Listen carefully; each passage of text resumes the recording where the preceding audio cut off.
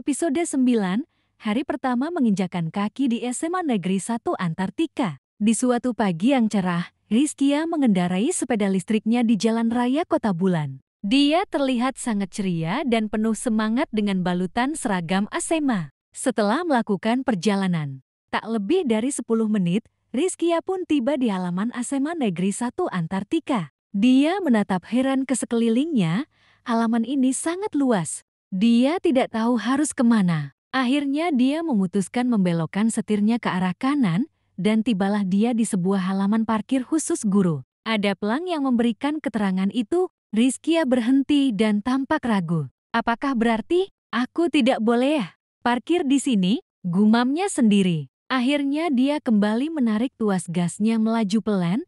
Tibalah dia di sebuah halaman parkir yang sangat luas. Namun, di situ tertulis bahwa ini adalah halaman parkir khusus mobil. Rizkia termangu dan bingung. Apakah aku juga tidak boleh parkir di sini? Dia bertanya pada dirinya sendiri. Rizkia pun kembali menarik gas sepeda listriknya dan menemukan sebuah halaman parkir baru. Namun, di sini tertulis ini adalah halaman parkir khusus motor. Rizkia mulai tampak gusar.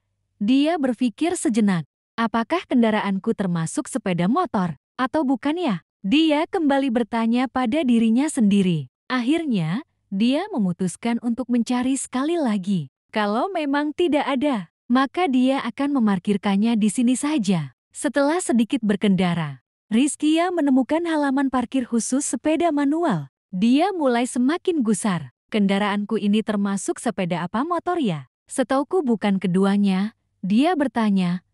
Namun dia jawab sendiri. Setelah termangu cukup lama, dia memutuskan kembali ke halaman parkir, sepeda motor saja. Namun, tak lama kemudian, dia melihat seorang kakak OSIS wanita mengendarai sepeda listrik yang sama dengan kepunyaannya yang melintasi dia. Rizkia pun memutuskan mengikuti kakak OSIS tersebut. Dan akhirnya, Rizkia tersenyum lega. Dia menemukan halaman parkir khusus sepeda listrik. Rizkia memarkirkan sepeda listriknya sambil berdecak kagum. Betapa luas sekolahan ini, halaman parkirnya saja sebegini luasnya, dan berbeda-beda untuk setiap jenis kendaraan. Dulu, di sekolahan SMP-nya yang lama, murid tidak boleh membawa kendaraan. Di sini, murid bahkan ada yang mengendarai mobil sendiri. Memang beda ya kalau kota besar. Semua jadi lebih fleksibel rasanya. Gumamnya sendiri. Selesai memarkirkan sepeda listriknya,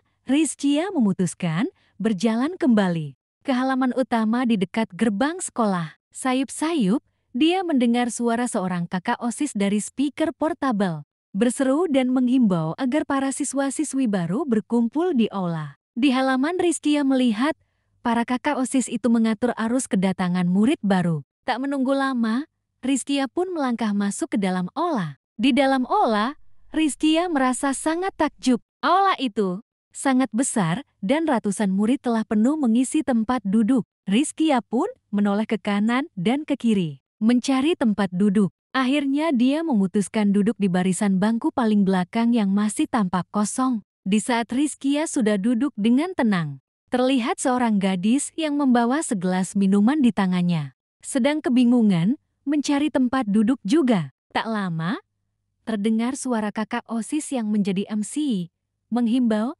agar semua murid baru segera duduk dengan tenang, karena akan ada ketua OSIS yang memberikan kata sambutan. Tepat saat suara mi diketuk-ketuk, gadis yang tadi membawa minuman, tiba-tiba saja sudah berada di dekat Rizkia. Terdengar suara, "Srit, buk!" Sebuah gelas tampak melayang ke arah Rizkia. Rizkia pun dengan refleks memejamkan kedua matanya. Dan, biur! Rasa basah mulai menjalar di bagian depan dari tubuh Rizkia. Gadis yang ternyata Wina tampak bangkit berdiri tepat di depan Rizkia. "Aduh, Kak, maaf ya, gimana dong ini? Bajumu jadi basah semua. Kamu gak apa-apa kan, Kak?" Tanya Wina terbata-bata, panik, cemas, malu dan khawatir kena omel. Bercampur aduk dalam diri Wina. Rizkia yang sedari tadi terpejam, kini membuka matanya. Dia menunduk dan melihat ke arah bajunya. Seketika itu juga dia terbelalak kaget.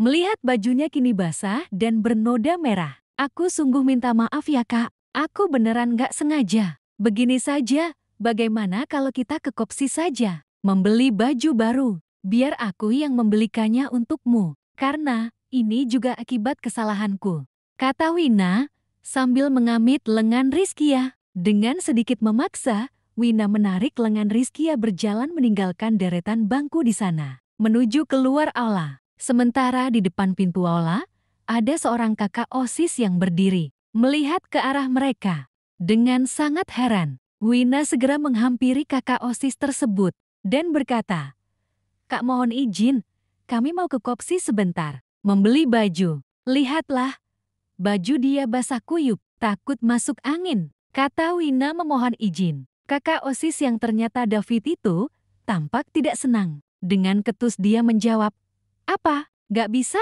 Nanti aja ya. Itu kamu lihat, ketua OSIS sedang akan berpidato. Lihatlah, kondisinya kayak gini kak. Kasihan kan?" Jawab Wina memelas. Kakak OSIS yang ternyata David itu pun melihat ke arah Rizkia. Rizkia sayup-sayup mendengar suara Reza yang sedang berpidato di atas podium. Seketika jantungnya berdetak cukup kencang, dadanya bergemuruh tak menentu.